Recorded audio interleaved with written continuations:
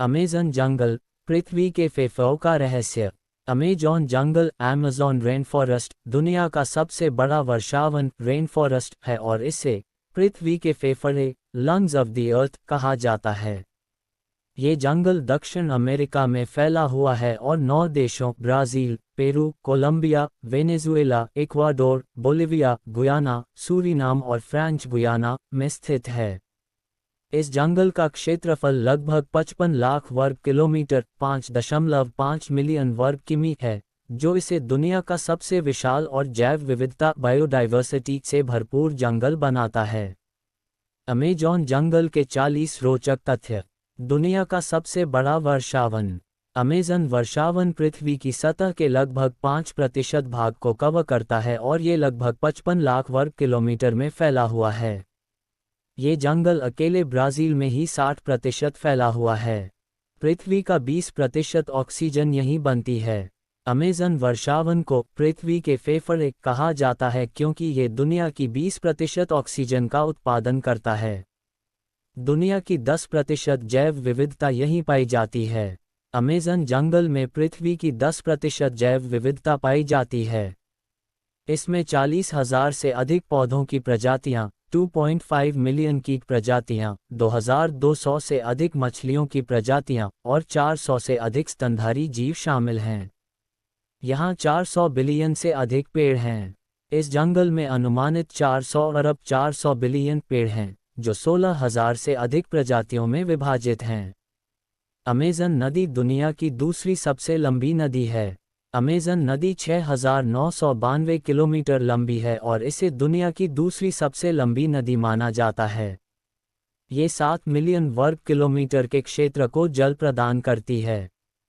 प्रतिवर्ष लाखों ton carbon अवशोषित करता है। अमेज़न वर्षावन हर साल करीब 2.2 बिलियन टन CO2 अवशोषित करता है, जिससे ग्लोबल वार्मिंग को रोकने में मदद मिलती है।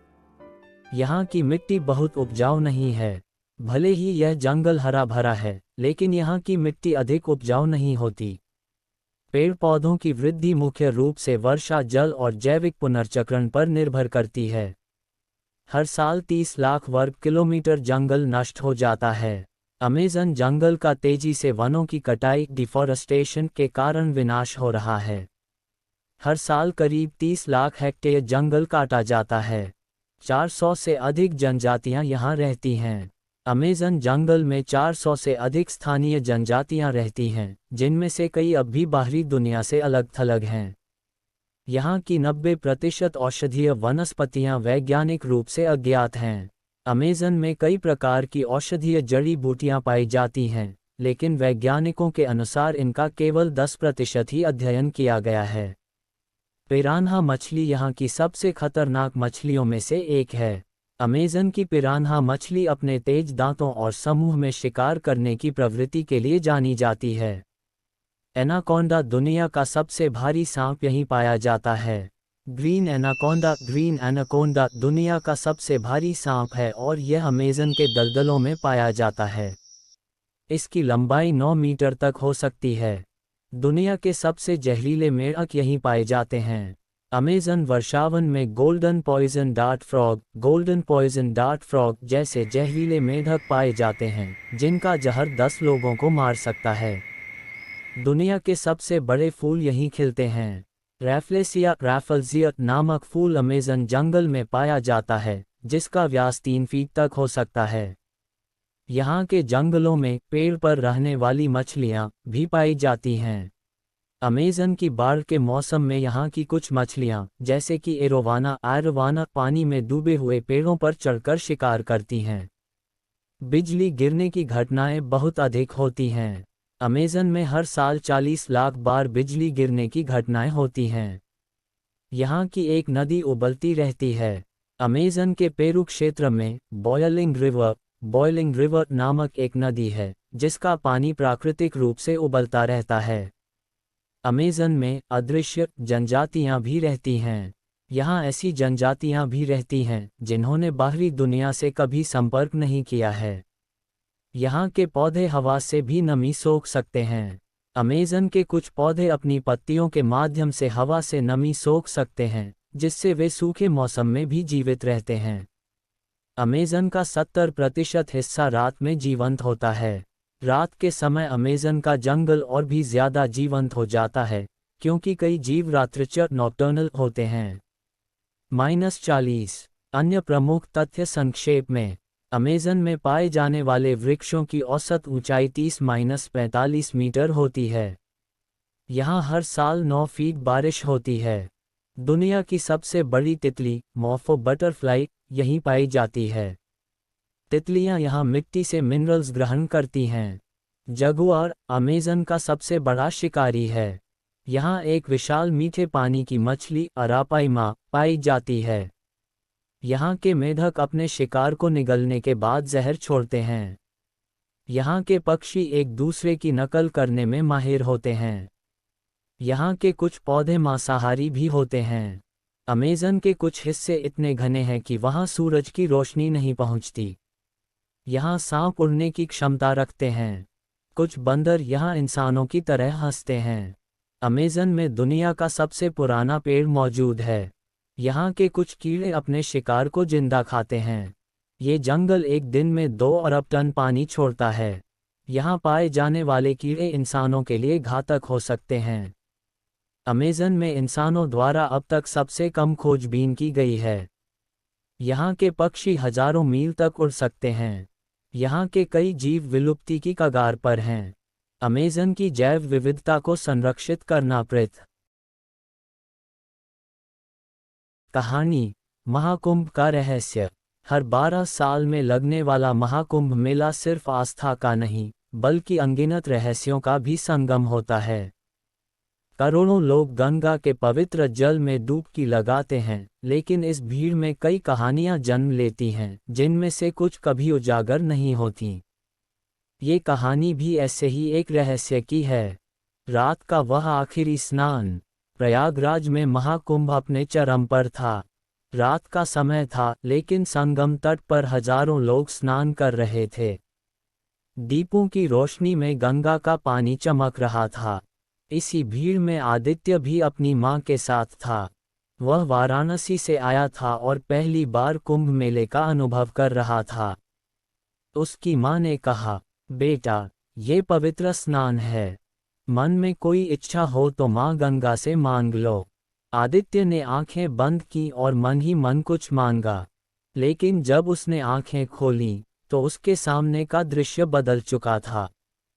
गायब होती परछाइयां। चारों तरफ श्रद्धालु थे, लेकिन कुछ लोगों के चेहरे अजीब थे। वे ऐसे लग रहे थे जैसे कोई छाया हो, धुंधले और असली दुनिया से अलग। आदित्य को लगा कि यह उसकी आंखों का धोखा है। तभी उसने देखा कि एक आदमी धीरे धीरे पानी में डूब रहा है। उसने चिल्लाकर लोगों को बुलाने की कोशिश की, लेकिन किसी ने ध्यान नहीं दिया। अचानक वह आदमी पूरी तरह पानी में समा गया और गायब हो गया। आदित्य ने अपनी मां से कहा, मां, वहां एक आदमी डूब गया। लेकिन उसकी मां ने हैरानी से कहा, कौन सा आदमी? वहां तो कोई नहीं था। एक साधु की चेतावनी। घबराए हुए आदित्य को एक बूढ़े साधु ने रोका। उसकी आंखों में गहरा रहस्य था। तुमने जो देखा, उसे भूल जाओ। ये कुंभ का रहस्य है। यहाँ हर बार कुछ आत्माएं आती हैं, स्नान करती हैं और फिर लौट जाती हैं, पर वे इस दुनिया की नहीं होती। आदित्य सिहर उठा। क्या उसने सच में कोई आत्मा देखी थी?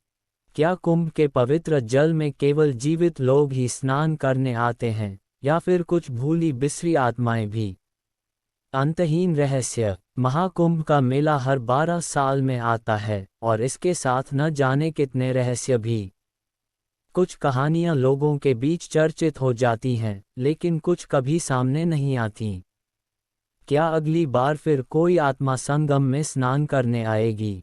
या फिर यह सिर्फ आदित्य का भ्रम था?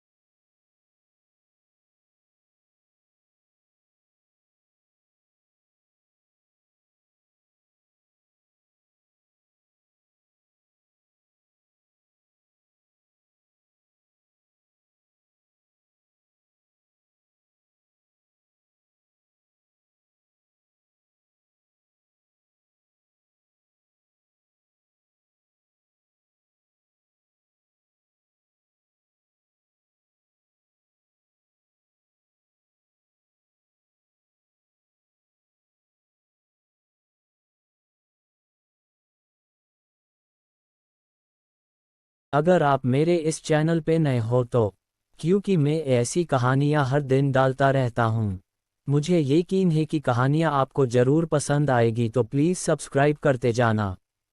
और हाँ, कमेंट में ज़रूर बताना कि कहानी में क्या गलतियाँ हुई। जब तक आप गलतियाँ नहीं बताओगे तो मुझे समझ नहीं आएगा। चलो कहानी को शुरुआत करते हैं। राम और संगू की गांव वाली प्रेम कहानी। गांव का नाम था मधुपुर, जहां खेत खलिहान की हरियाली, मिट्टी की सौंधी खुशबू और खुले आसमान के नीचे बहती ठंडी हवा दिलों को सुकून देती थी। इसी गांव में रहता था राम, एक सीधा सादा और मेहनती युवक जो अपने पिता के साथ खेती बाड़ी में हाथ बटाता था। वहीं इसी गांव में थी संगू, एक चंचल और हंसमुख लड़की जिसकी हंसी में ऐसा जादू था कि हर कोई उसका दीवाना हो जाता था। राम और संगू बचपन से एक ही गांव में रहते थे, मगर कभी ज्यादा बातचीत नहीं हुई थी। एक दिन संगू गांव के कुएं से पानी भरने आई। अचानक उसका घड़ा फिसलकर गिरने ही वाला था कि राम ने झट से उसे पकड़ लिया। संगू ने पहली बार राम को इतने करीब से देखा, उसकी आंखों में सादगी और ईमानदारी झलक रही थी। राम ने हल्की मुस्कान के साथ कहा, इतना ध्यान से पानी भरोगी तो सारा कुआं ही खाली कर दोगी। संगू शर्मा गई और झट से घड़ा लेकर चली गई, मगर उस दिन उसके दिल में एक अजीब सा एहसास जाग उठा। राम खेतों में काम करता और संगू अक्सर अपनी सहेलियों के साथ वहीं से गुजरती। कभी कभी वह चोरी छिपे राम को देखती और जब राम की नज़र उससे टकराती तो दोनों मुस्कुरा देते। गांव के मेलों में जब सभी लड़कियां झूले पर बैठतीं तो संगू की नज़र हमेशा राम को ढूंढती। एक दिन मेले में संगू की चूड़ियां टूट गईं और राम ने पास की दुकान से नई चूड़ियां लाकर उसे दे दीं। संगू की आंखों में खुशी और प्रेम का वो भाव था जो राम के दिल तक उतर गया। गांव में जात पात और ऊंच नीच के नियम थे। राम और संगू के प्यार की भनक जब गांव वालों को लगी तो कानाफूसी होने लगी। संगू के घरवालों को ये रिश्ता मंजूर नहीं था। उन्होंने संगू की शादी कहीं और तय करने की कोशिश की। जब ये बात राम को पता चली तो वह पहली बार संगू से गांव के पीपल के पेड़ के पास मिला और कहा, अगर तुम चाहो तो मैं सारी दुनिया से लड़ जाऊंगा, मगर तुम्हारी खुशी सबसे जरूरी है। संगू की आंखों में आंसू आ गए। वह भी राम से उतना ही प्यार करती थी जितना राम उससे, लेकिन समाज के डर से कुछ कह नहीं पा रही थी। एक दिन गांव में बाढ़ आ गई। खेत डूब रहे थे, घरों को नुकसान हो रहा था। राम ने गांव के लोगों की मदद करने में कोई कसर नहीं छोड़ी। उसने संगू के परिवार को भी सुरक्षित जगह पहुंचाया। इस घटना ने गांव वालों के दिलों को बदल दिया। संगू के पिता, जो पहले इस रिश्ते के खिलाफ थे, अब राम की बहादुरी और नेकदिल इंसानियत को देखकर पिघल गए। अंत में गांव की पंचायत बैठी और सबकी सहमति से राम और संगू की शादी तय कर दी गई। पूरे गांव में खुशियां मनाई गईं, ढोल नगाड़े बजे और दोनों ने साथ में एक नई जिंदगी की शुरुआत की। राम और संगू की यह प्रेम कहानी सिर्फ दो दिलों के मिलने की नहीं थी, बल्कि यह समाज के बनाए हुए बेड़ियों को तोड़ने और सच्चे प्यार की जीत की कहानी थी। प्यार जब सच्चा हो तो वह हर मुश्किल से लड़ सकता है और आखिरकार जीत ही जाता है।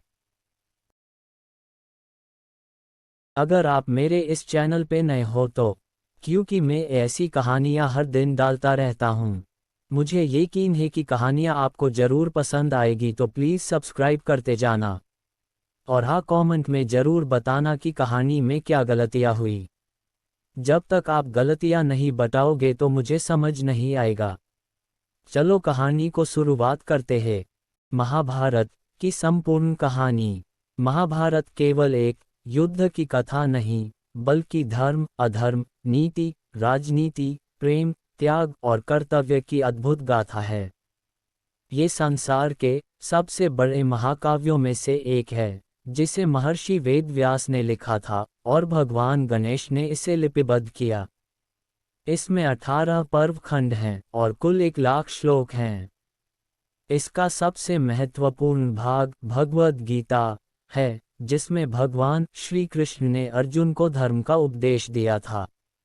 योजक चिन्ह योजक चिन्ह योजक चिन्ह। कहानी की शुरुआत बहुत पहले की बात है। भारतवर्ष के कुरु वंश में महाराज शांतनु राज करते थे। उनकी पत्नी गंगा से एक पुत्र हुआ, देवव्रत, जिन्हें बाद में भीष्म कहा गया। भीष्म की प्रतिज्ञा। जब महाराज शांतनु को मत्स्यराज की पुत्री सत्यवती से प्रेम हुआ तो सत्यवती के पिता ने मांग रखी कि उनका पुत्र ही हस्तिनापुर का राजा बने। इस पर भीष्म ने आजीवन ब्रह्मचर्य और सिंहासन त्याग की कठोर प्रतिज्ञा कर ली। उनकी इस प्रतिज्ञा के कारण वे भीष्म कहलाए। कुरु वंश की पीढ़ियां। सत्यवती के पुत्र विचित्रवीर्य के दो पुत्र हुए, धृतराष्ट्र जो जन्म से अंधे थे और पांडु जो एक श्राप के कारण सिंहासन त्यागने को मजबूर थे। धृतराष्ट्र ने गांधार की राजकुमारी गांधारी से विवाह किया और पांडु ने कुंती तथा माद्री से विवाह किया। कौरव और पांडव। धृतराष्ट्र के 100 पुत्र हुए, जिन्हें कौरव कहा गया, और सबसे बड़ा पुत्र दुर्योधन था। वहीं पांडु के 5 पुत्र हुए, युधिष्ठिर, भीम, अर्जुन, नकुल और सहदेव, जिन्हें पांडव कहा गया। योजक चिन्ह योजक चिन्ह योजक चिन्ह। महाभारत का प्रमुख संघर्ष। लाक्षागृह की घटना। दुर्योधन को पांडवों से ईर्ष्या थी, इसलिए उसने उन्हें मारने के लिए एक षड्यंत्र रचा। उसने एक महल लाक्षागृह बनवाया और उसमें आग लगवा दी, लेकिन पांडव बच निकले। द्रौपदी का स्वयंवर और विवाह। अर्जुन ने द्रौपदी के स्वयंवर में मछली की आंख में निशाना लगाकर उनका हाथ जीता। बाद में माता कुंती की आज्ञा से द्रौपदी 5 पांडवों की पत्नी बनी। राजसूय यज्ञ और दुर्योधन का अपमान। युधिष्ठिर ने राजसूय यज्ञ किया और सम्राट बने। इस यज्ञ के दौरान दुर्योधन को द्रौपदी ने अंधे का पुत्र अंधा कहकर अपमानित किया, जिससे दुर्योधन ने बदला लेने की ठान ली। द्रौपदी का चीरहरण। दुर्योधन ने शकुनी की मदद से युधिष्ठिर को जुए में हराकर उनका सारा राजपाट छीन लिया। दुर्योधन ने द्रौपदी को दरबार में खींचकर लाने का आदेश दिया और उनका चीरहरण करने की कोशिश की। भगवान श्री कृष्ण ने द्रौपदी की लाज बचाई। वनवास और अज्ञातवास। पांडवों को 13 वर्षों के वनवास और 1 वर्ष के अज्ञातवास की शर्त दी गई। वे जंगलों में भटकते रहे और अंत में विराट नगर में अज्ञातवास बिताया। योजक चिन्ह योजक चिन्ह योजक चिन्ह। महाभारत का युद्ध। कुरुक्षेत्र युद्ध। जब पांडवों ने अपना राज्य वापस मांगा तो दुर्योधन ने देने से मना कर दिया। श्री कृष्ण ने मध्यस्थता की कोशिश की, लेकिन असफल रहे। अंततः युद्ध निश्चित हुआ। भगवद गीता का उपदेश। युद्ध से पहले अर्जुन नैतिक संकट में पड़ गए और युद्ध करने से इनकार कर दिया। तब भगवान श्री कृष्ण ने उन्हें गीता का उपदेश दिया और बताया कि कर्तव्य सबसे बड़ा धर्म है। युद्ध के प्रमुख प्रसंग। भीष्म ने 10 दिनों तक युद्ध का नेतृत्व किया, लेकिन अंत में अर्जुन ने शिखंडी की मदद से उन्हें पराजित किया। गुरु द्रोणाचार्य का वध धृष्टद्युम्न ने किया। कर्ण और अर्जुन का भयंकर युद्ध हुआ, जिसमें अर्जुन ने कर्ण का वध किया। दुर्योधन भीम के हाथों गदा युद्ध में मारा गया। अश्वत्थामा ने बदले की भावना से पांडवों के शिविर में घुसकर 5 लोगों को मार दिया, जिन्हें उसने पांडव समझा, लेकिन वे द्रौपदी के पुत्र थे।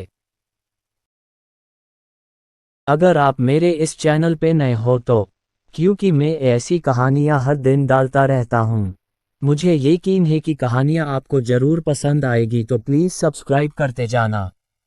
और हाँ, कमेंट में जरूर बताना कि कहानी में क्या गलतियां हुई। जब तक आप गलतियां नहीं बताओगे तो मुझे समझ नहीं आएगा। चलो कहानी को शुरुआत करते हैं। कहानी का नाम है सपनों की उड़ान, एक बिजनेसमैन की प्रेरणादायक कहानी। रात के 2 बजे थे, लेकिन विशाल मेहता की आंखों में नींद का नामोनिशान नहीं था। वह अपनी छोटी सी दुकान के गल्ले पर बैठा अगले दिन की बिक्री बढ़ाने के नए तरीके सोच रहा था। 4 साल पहले जब उसने ये किराने की दुकान खोली थी, तब किसी ने नहीं सोचा था कि वह कभी बड़ा आदमी बनेगा। लेकिन विशाल की आंखों में एक सपना था, एक बड़ा बिजनेस खड़ा करने का, खुद को और अपने परिवार को गरीबी से बाहर निकालने का। संघर्ष की शुरुआत। विशाल का जन्म एक साधारण परिवार में हुआ था। पिता एक मिल में मजदूरी करते थे और मां घरों में सिलाई करके घर चलाने में मदद करती थीं। आर्थिक तंगी ने बचपन से ही उसे यह सिखा दिया था कि मेहनत ही एकमात्र रास्ता है। स्कूल की पढ़ाई के साथ साथ वह अपने पिता के साथ काम में हाथ बटाने लगा, लेकिन उसकी सोच हमेशा बड़ी थी। 12वीं पास करने के बाद जब आगे की पढ़ाई के पैसे नहीं थे, तो उसने दुकानदारी शुरू करने का फैसला किया। एक छोटी सी किराने की दुकान खोली, लेकिन शुरुआत में सब कुछ आसान नहीं था। ग्राहक कम थे, सामान उधार में जाता था और कई बार तो दिन भर में सिर्फ 200-300 रुपये की ही बिक्री होती थी। लेकिन विशाल हार मानने वालों में से नहीं था। पहला बड़ा बदलाव। एक दिन दुकान पर बैठे बैठे उसने सोचा, अगर मैं सिर्फ दुकान पर बैठा रहूंगा तो कैसे आगे बढ़ूंगा। उसने तय किया कि वह घर घर जाकर अपना सामान बेचेगा। अगले ही दिन से उसने आसपास के घरों में सामान डिलीवर करना शुरू कर दिया। धीरे धीरे उसकी दुकान का नाम होने लगा। लोग उसकी सर्विस से खुश होने लगे और बिक्री भी बढ़ने लगी। तकनीक का सहारा। 2 साल बाद जब मोबाइल और ऑनलाइन बिजनेस का ज़माना आया, तो विशाल ने अपनी दुकान के लिए एक छोटी सी वेबसाइट बनवाई और व्हाट्सएप के जरिए ऑर्डर लेना शुरू किया। इस फैसले ने उसकी दुकान को 4 गुना तक बढ़ा दिया। अब वह सिर्फ गली मोहल्ले तक सीमित नहीं था, बल्कि पूरा शहर उसका ग्राहक बन चुका था। पहली बड़ी सफलता। एक दिन शहर के एक बड़े होलसेल व्यापारी ने उसे अपने बिजनेस का पार्टनर बनने का ऑफर दिया। यह उसके लिए एक बड़ा मौका था। उसने पूरी प्लानिंग के साथ इस मौके को पकड़ा और अपने सपनों को हकीकत में बदलने की ठान ली। अब विशाल सिर्फ एक दुकानदार नहीं रहा, बल्कि एक बड़े बिजनेस नेटवर्क का हिस्सा बन चुका था। उसने खुद का एक डिस्ट्रीब्यूशन सेंटर खोला, जहां से वह कई दुकानों को सामान सप्लाई करने लगा। उसके बिजनेस में हर महीने लाखों का टर्नओवर होने लगा। सफलता की नई ऊंचाइयां। कुछ सालों में ही उसने अपना खुद का ब्रांड लॉन्च किया, विशाल ग्रोसरी मार्ट। अब उसके शहर में कई ब्रांच थीं और वह ऑनलाइन ग्रोसरी डिलीवरी प्लेटफॉर्म पर भी आ चुका था। जिस दुकान से उसने शुरुआत की थी, वह अब एक बड़ी चेन बन चुकी थी। सबक जो सीखने को मिले। विशाल की यह यात्रा आसान नहीं थी। उसने कई बार असफलता का सामना किया, लोगों के ताने सुने, नुकसान उठाया, लेकिन कभी हार नहीं मानी। उसकी मेहनत, स्मार्ट वर्क और सही फैसलों ने उसे वहां पहुंचाया जहां उसने कभी सपने देखे थे। आज जब वह अपने नए ऑफिस की खिड़की से बाहर देखता है, तो उसे अपनी वह छोटी सी दुकान याद आती है, जहां से उसने शुरुआत की थी। लेकिन सबसे बड़ी बात यह है कि वह अब भी सीख रहा है, आगे बढ़ रहा है और अपने सपनों की उड़ान भर रहा है। अगर तुम ठान लो, तो कुछ भी असंभव नहीं। सपनों को हकीकत में बदलने के लिए सिर्फ एक चीज़ चाहिए, कड़ी मेहनत और सही सोच। समाप्त। मिलेंगे अगली यही सी ही दिल को छूने वाली कहानी में। तब तक बाय बाय।